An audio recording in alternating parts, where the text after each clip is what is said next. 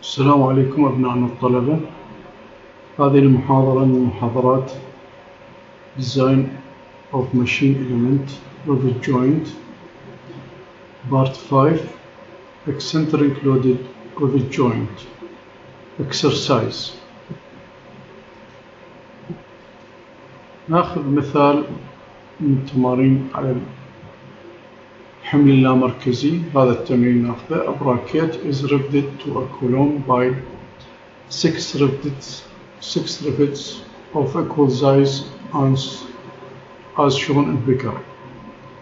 It carries a load of 100 kN at a distance of 250 mm from the column. If the maximum shear stress in the rivet is limited to 63 megapascal, find the diameter of the rivet. هذا هو الشكل اللي عندنا براكيت عليه حمل 100 كيلو نيوتن، حمل لامركزي، المسافة 250 عن أحد الربدات، الأبعاد بين الربدات موجودة عندنا، الشير ستريس محدد ب 63 ميجا باسكال. إذا احنا بهالحالة نبدأ حل مالتنا. أول شيء الداتا نخليها قدامنا، بعدين نجي نطلع direct shear load on each rivet، الحمل على كل rivet. فالحمل الكلي هذا نسميه direct، نقسمه على 6 رفتات.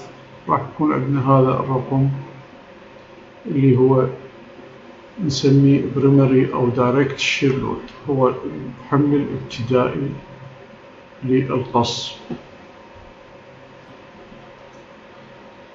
هذا نستمر بالحل مالتنا. نجي للرسم ونحدد هنا الأحداثيات. دائما نحدد الأحداثيات بحيث تكون أكثر الربدات أو كل الربدات في الربع الأول لسهولة الحل. ونرقم الربدات 1 2 3 4 5 6.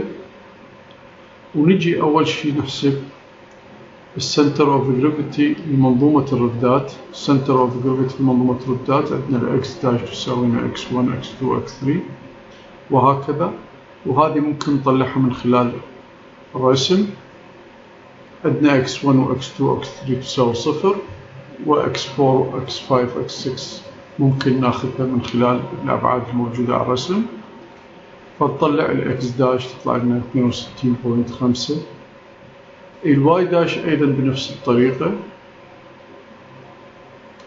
عندنا الواي 3 واي 6 تساوي 0، فنطلع ايضا الاحداثي باتجاه الواي. حددنا السنتر اوف جرافيتي راح يكون بهذه المنطقة تقريبا. زين، وبالتالي احنا ممكن نطلع قيمة الاي اللي هي المسافة اللامركزية بين الحمل و Center of Gravity. راح تكون المعادلة مالتها بالشكل التالي، انه 250 زائدا 75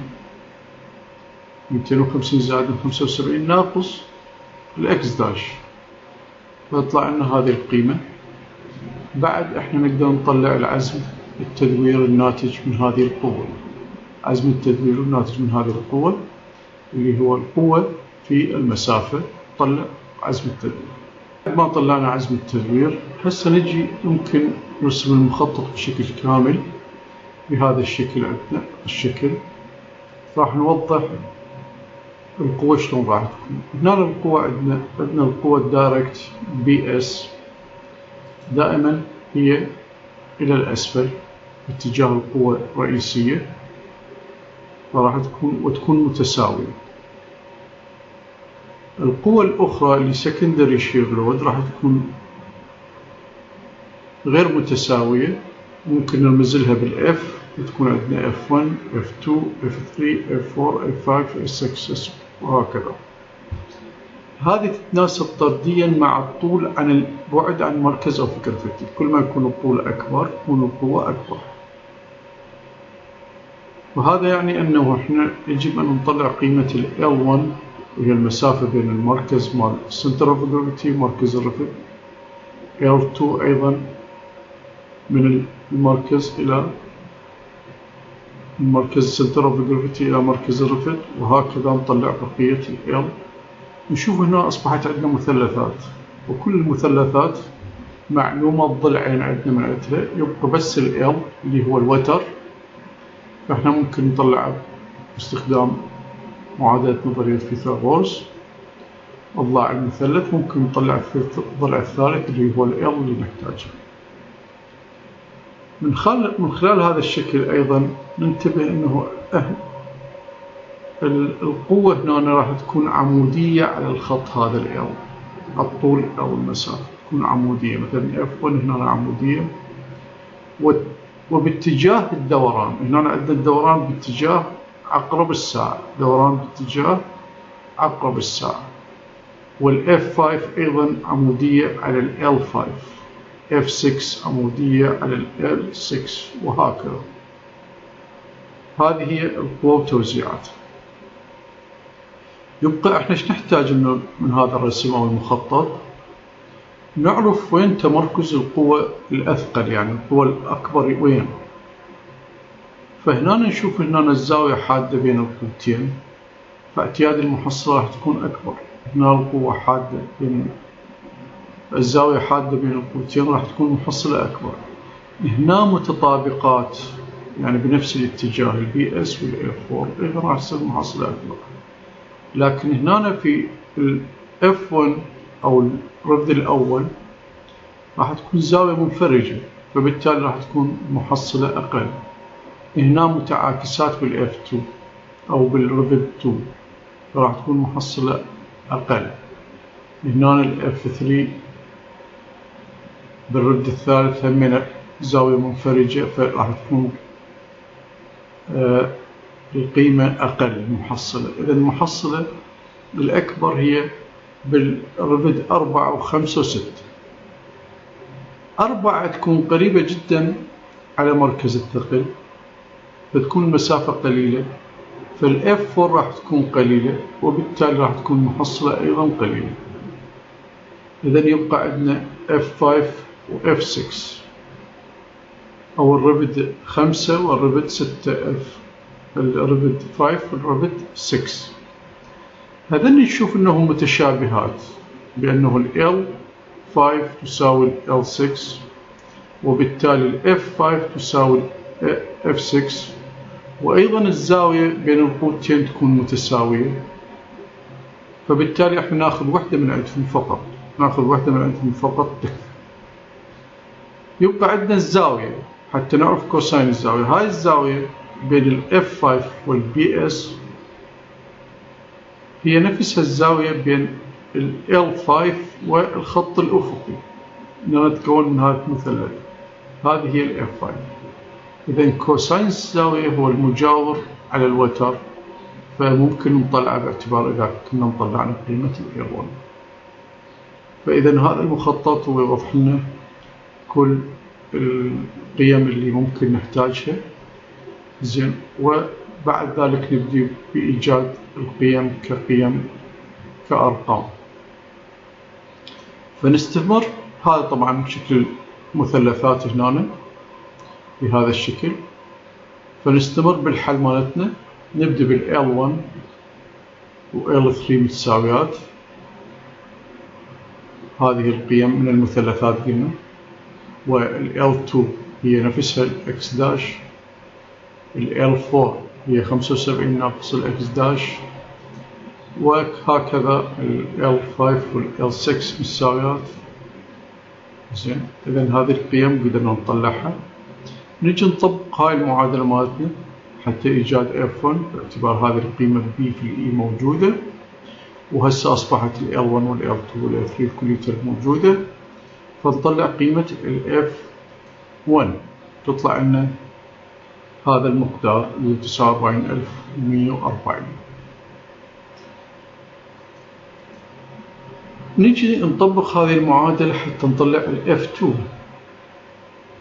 F2 تساوي F1 L2 على L1، والقيم كليتها هذه موجودة عندنا.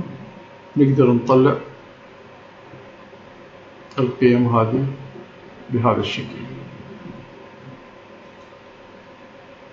نطلع ال F2 وال F3 وال F4 والF5 والF6. زين. بعد احنا ممكن نطلع قيمة الكوساين. قلنا الكوساين شو يساوي؟ زين، المسافة الأفقية على ال L5. هنا نشوف انه L5 والF6 مساويات وهن الأكبر، يعني 58,000 نيوتن هن الأكبر. زين، فهذا معناه انه احنا فقط ناخذ ال F5 وناخذ الكوساين 5 حتى نطلع محصلة القوة على الرفد الخامس. هنا هذه المعادلة مكررة. نشوف هنا نطبق المعادلة باعتبار أصبحت كل القيم موجودة. نطلع قيمة الريزولتانت بالرفد الخامس اللي هي أعلى قيمة راح تطلع لنا، أعلى ماكسيموم القوة الأكبر. نجي نطبق معادلة الستريس. راح يكون عندنا مجهول فقط الدايمتر، ونطلع قيمة الدايمتر طلع 38. وهنا لازم نروح للجدول 9-7 نشوف 38 الأقرب الأكبر ياهو. عندنا 38 تطلع هي أيضا 38 مطابقة، لأن عندنا 38 موجودة، ومقابلها diameter of the rivet هو 36. نأخذ مثال آخر اللي هو هذا المثال. find the value of the P for the joint shown in the figure. هذا الشكل عندنا قوة P مجهولة، يريد قيمة ال P هنا based on a working shear stress of 100 megapascal. هذا هو الحد المسموح به للشير ستريس إما للربط for the rivet. For the 4 rivets are equal each of 20 mm diameter. إذا مطين الدايمتر هو 20 ملم. هنا العملية هو مطين حالة موجودة، ربط موجود، قياسات الربط موجودة، والشير ستريس موجود. فيريد عندنا القوة اللي يتحملها هذا النوع من الربط أو هذه الشكل من الربط بالبراكت. فإذا عنا بدي نفس الخطوات مالتنا. أول شيء نطلع الشير دايركت شير لود. دايركت شير لود هذه القيمة مالته هو القوة الكلية على N اللي هي 4، فتطلع لنا بدلالة البي اللي هي مجهولة، اللي احنا نحتاج نستخرجها فيما بعد. نجي للشكل اللي عندنا. أول شيء نحتاج أنه نطلع السنتر أوف جرافيتي أوف ذا ريفت. بما أنه الرفدات على خط مستقيم أفقي ومتناظرة، فبالتأكيد راح يكون عند السنتر أوف جرافيتي وين؟ بالوسط.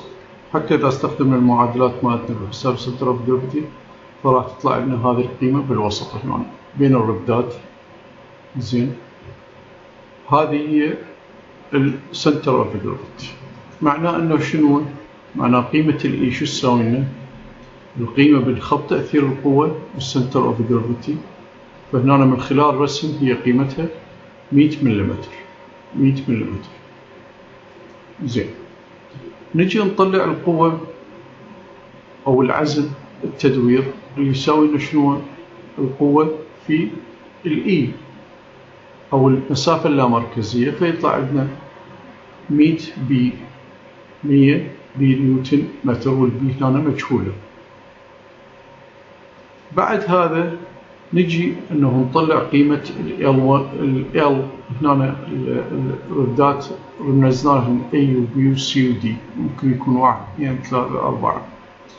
فنطلع لازم L1 L2 او LA و LB و LC و LD يعني بعدهن على السنتر اوف جرافيتي. وهنا حسابهم بسيط جدا باعتبار انه خط مستقيم، فنقدر نطلع القيم LA LD متساويات LB و C متساويات. هنا نلاحظ من الشكل انه التدوير راح يكون عكس عقرب الساعة، باعتبار انه القوة صايرة باتجاه عكس عقرب الساعة عن السنتر اوف جرافيتي سي. فعندنا القوة الدي والسي راح تكون باتجاه عكس عقرب الساعة إلى الأسفل، بينما الأي والبي راح تكون القوة اف اللي هي السكندري شير إلى الأعلى. فمن خلال هذا الشكل احنا ممكن نقرر أيهما تكون عليها أكثر حمل. فمن باوع إلى الربط أي، نباوع للربط أي راح يكون قوتين متعاكسة، فبالتالي راح تكون القوة المحصلة صغيرة، والربط بي أيضا متعاكسة فالقوة تكون صغيرة. في الدي والسي راح يكون باتجاه واحد، راح تكون قوة كبيرة، لكنه نعرف أنه F أو السكندري شير لود